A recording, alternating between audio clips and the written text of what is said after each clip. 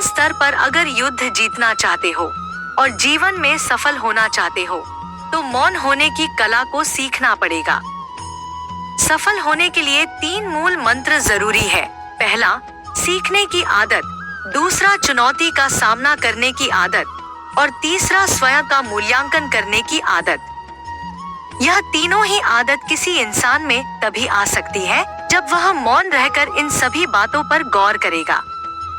महाभारत में अर्जुन ने श्री कृष्ण को मौन होकर बड़े ध्यान से सुना और उस पर गौर किया। महाभारत जैसे युद्ध में अर्जुन ने हर चुनौतियों का सामना करते हुए और अपना मूल्यांकन करते हुए आगे बढ़े। यह लोक कथाएं हमारे सामने इसलिए नहीं रखी गई है कि इनको हम सुने और सुनकर निकाल दें। अगर सफल होना है तो अन्य शिक्षाओं का अनुसरण करते हुए हमें अपने जीवन में उन्हें धारण करना चाहिए।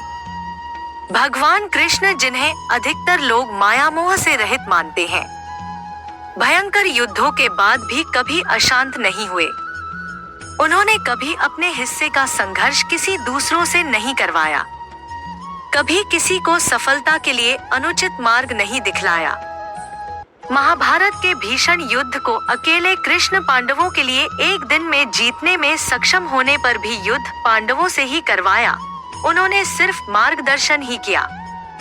वे चाहते तो पांडवों की ओर से कोई सैनिक नहीं मारा जाता और युद्ध जीता जा सकता था।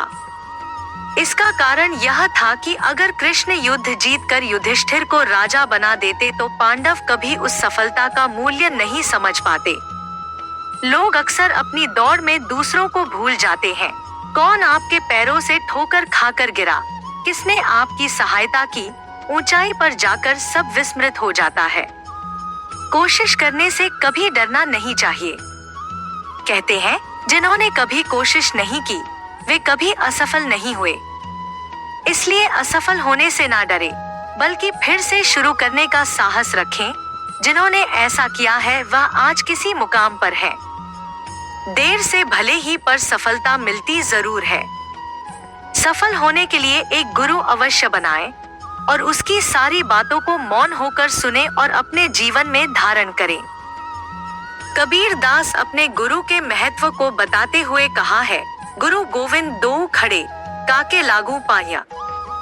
बलिहारी गुरु आपने गोविंद दियो बताए। गुरु और गोविंद भगवान एक साथ खड़े हो तो किसे प्रणाम करना चाहिए, गुरु को अथवा गोविंद को?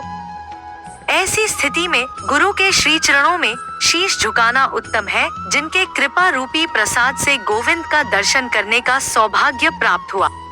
मौन शक्तिशाली है क्योंकि यह लोगों को सोचने, रचनात्मक होने और बेहतर महसूस करने में मदद करता है।